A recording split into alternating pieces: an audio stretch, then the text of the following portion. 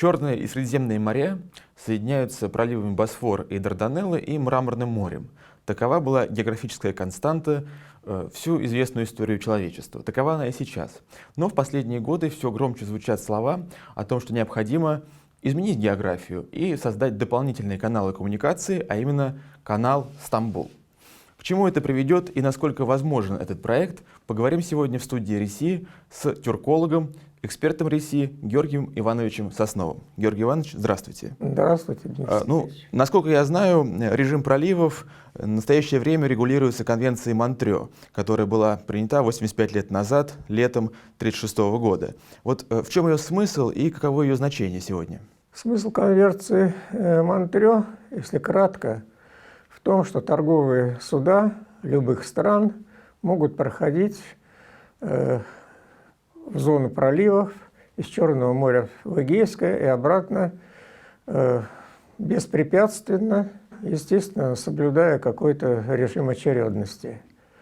Что касается военных судов, то Конвенция Монтрео налагает серьезные ограничения как по количеству судов для неприбрежных стран, так по тоннажу и по срокам пребывания 21 день. После этого они должны покинуть Черное море и зону проливов. По тоннажу такое есть положение, что общий тоннаж кораблей одной страны не может превысить 30 тысяч тонн.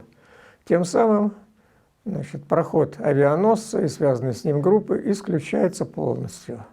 9 кораблей одной страны, но тут есть момент. В принципе, Альянс НАТО может набрать по 5 кораблей из нескольких стран и составить такой внушительный флот. Ну, конвенция применяется вполне, сейчас она действует. Конвенция действует. Применяется, действует. И более того, американские аналитические центры, в частности Стратфорд, не раз обвинял в Турцию в том, что она небрежно относится к интересам Альянса, ограничивает проход заявленного количества судов, слишком строго соблюдает сроки их пребывания, не позволяет заходить в некоторые зоны своих территориальных вод и так далее. Турция здесь стоит на страже собственных интересов, не желая превращать зону проливов и Черное море в горячую точку. А вот эти разговоры, недавнее заявление президента Эрдогана о том, что все-таки будет построен канал Стамбул. Вот что это за история такая с этим каналом? История длится уже 10 лет. Решение о его строительстве было принято в 2011 году, еще в бытность Реджепа Тайипа Эрдогана премьер-министром. И Турция неуклонно идет к тому, что канал все-таки будет построен. Зачем? Уже сколько я работаю по Турции, а это практически более 40 лет, постоянно идут разговоры о перегруженности Босфора.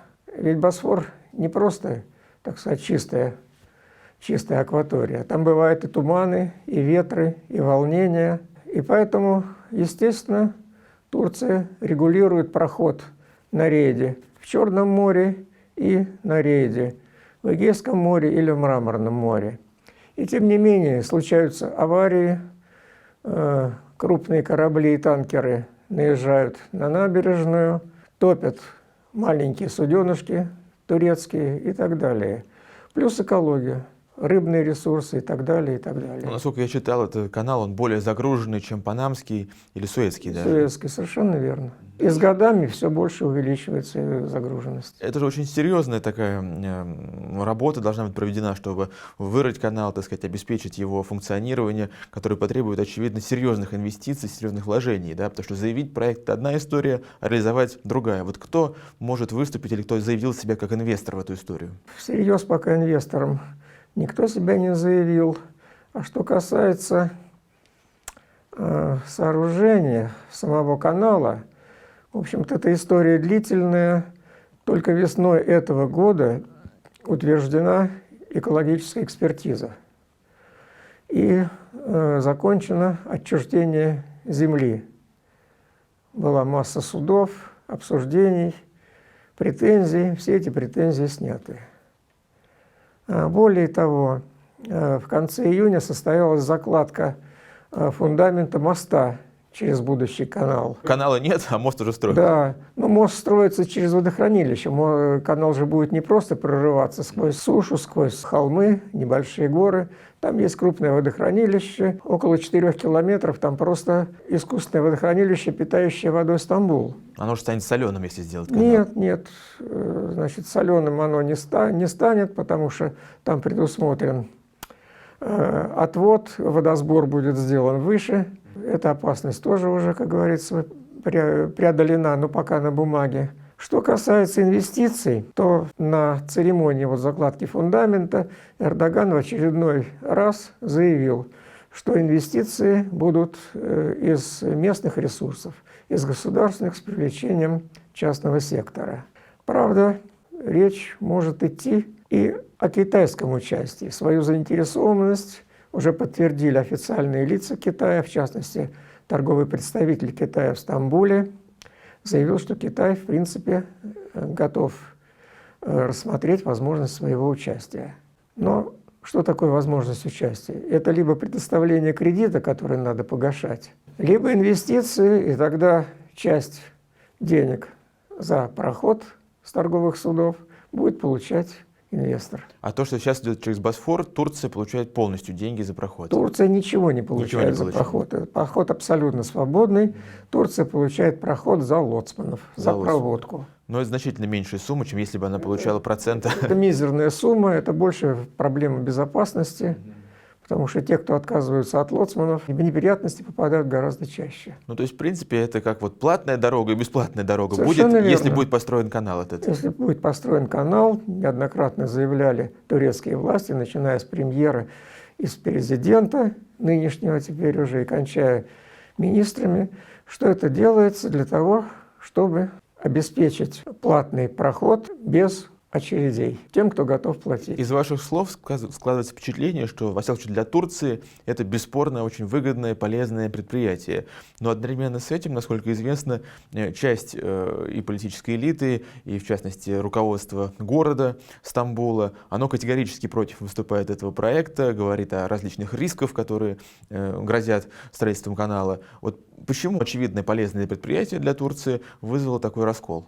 Значит, тут две причины. Первая – это чистая политика. Оппозиция должна говорить об ошибках правительства, об ошибках Эрдогана, о том, что он слишком увлекается мегапроектами, тогда как есть масса нерешенных проблем. Лавочки лучше ставить. Может быть, не лавочки, но есть масса нерешенных проблем на земле. И, в частности, мэр Стамбула тоже придерживается этой же позиции. Это влиятельная фигура в оппозиционной Народно-республиканской партии Экрем Имамоглу. Говорит о том, что у Стамбула, как мегаполиса, масса других проблем, и деньги лучше отправить на благоустройство города, на здравоохранение, на социальные какие-то услуги, на образование и так далее, чем строить этот мегапроект, который неизвестно, когда окупится, и неизвестно, когда будет построен еще. Ну и доходы все равно пойдут, скажем так, в центральный бюджет, а не в бюджет Стамбула. Доходы пойдут в центральный бюджет, но они не могут идти в доход муниципалитета, потому что канал отстоит от Стамбула на 50 километров и только касается его пригородов.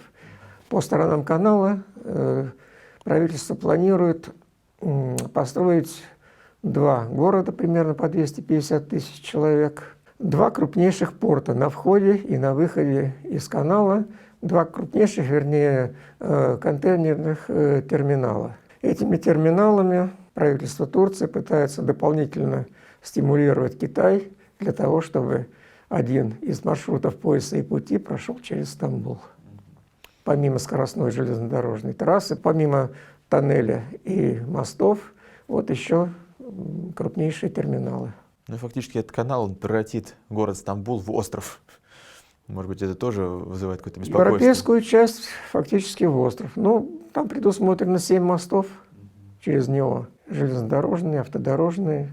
Поэтому вряд ли это сильно скажется. Мы поговорили о внутри, так сказать, политическом раскладе в Турции по этому вопросу.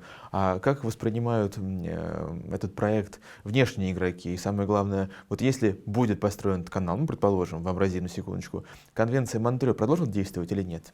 Конвенция Монтрео, безусловно, продолжит действовать, потому что конвенция охватывает зону проливов, это Дарданеллы, Мраморное море и Босфор.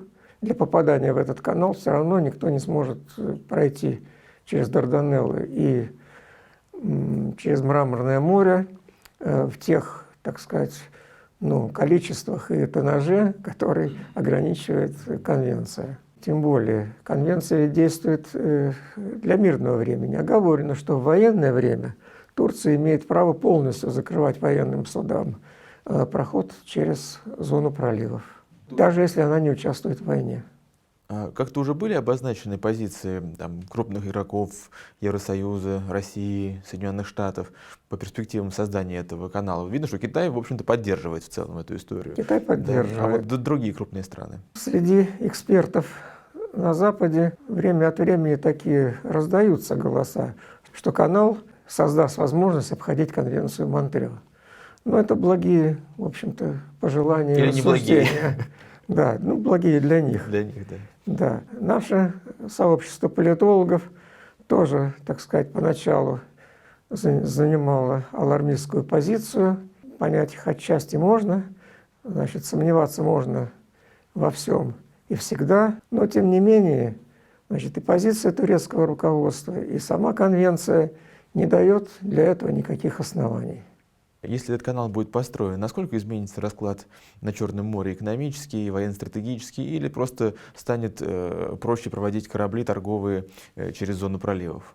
Я, честно говоря, не вижу, чтобы расклад сил после ввода канала как-либо мог измениться. Потому что ограничения довольно жесткие, они сохраняются. А вот развитие, так сказать, торговли, транспортного торгового потока, конечно, произойдет и, наверное, обеспечит прибрежные и неприбрежные страны удобным проходом на ближайшие десятилетия. Спасибо, я благодарю вас за эту беседу. Напоминаю, что сегодня мы разговаривали с Георгием Ивановичем Сосновым, тюркологом, экспертом России, о конвенции Монтрео и о перспективах строительства канала Стамбул. Оставайтесь с нами.